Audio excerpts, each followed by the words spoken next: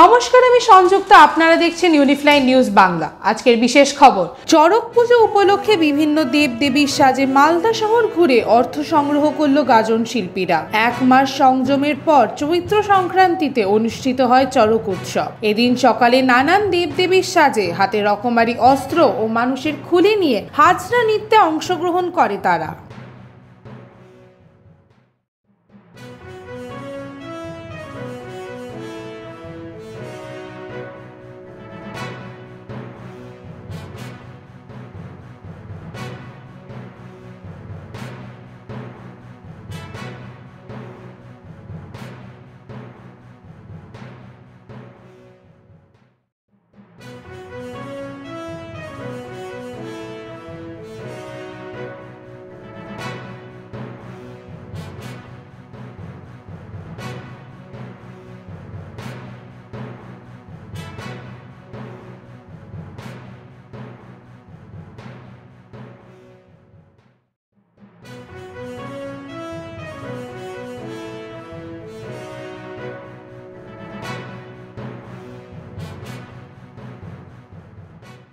শিব পূজা অনুষ্ঠান প্রতি আমাদের হয়।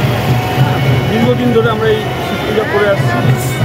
এর নাম হচ্ছে চড়ক পূজা।